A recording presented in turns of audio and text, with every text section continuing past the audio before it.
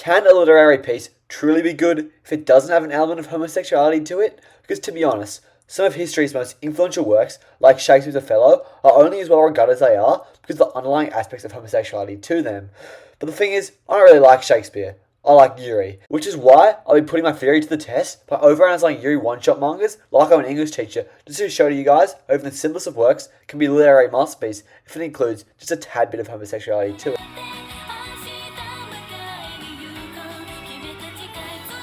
First up on the chopping block is a manga called Cat Day. The premise of this is that someday, the main character's cat, Luna, turns into a human, and at first glance, this seems like Inakai's dog all over again, which is kinda fucked up.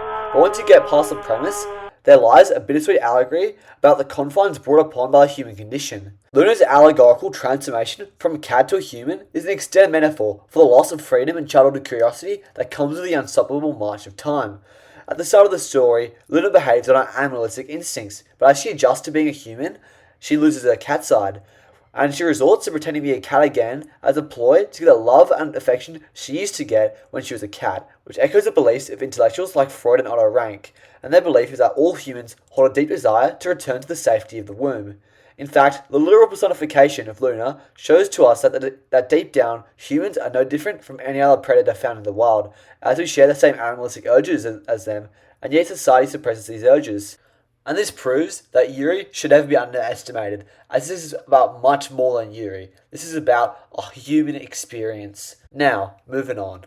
One of the most famous scenes from One Piece comes from the moment where Luffy hits the Celestial Dragon, which defines the tone of the rest of the show. But I never truly realised the gravity of this scene until I saw Cynthia do the same thing, and a commoner like me got caught up with a haughty princess, which is a captivating love story which pegs back Thomas Hobbes' pro-monarchy ideas back to the Dark Ages. From the start of the story, we see the social disconnect between the upper class and the middle class in a society run by the monarchy. It refers to us that a monarch who doesn't understand their subjects shouldn't be fit to rule over these subjects. Although, this point is proven through the friendly advances of Tia towards Cynthia, who, despite this flaw, is an altruistic noble who finds an orphanage. And yet, she faces political threats by the corrupt second prince of the king, who is looking for an underhanded way to bring himself closer to the power that came as a birthright to him, which shows to us that the risk of allowing for a monarchy to hold the country's power is that sometimes the title of king or queen can be passed down to a complete psychopath who is unfit to rule a country and yet gains his absolute power just because of their last name. And while in a democracy, similar things can happen, at least it's with elected officials and not some dickhead who wants power because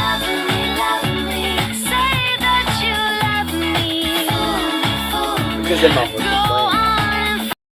For all that is in the world, the lust of flesh, the lust of eyes, and the pride of life is not of this father, but it is of this world.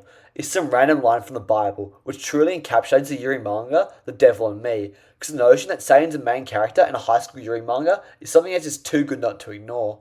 The use of biblical allusion to the serpent and Eve relationship that's going on in this play is nothing short of extraordinary, as the chick Satan tempts the class rep with the forbidden fruit, teaching us about that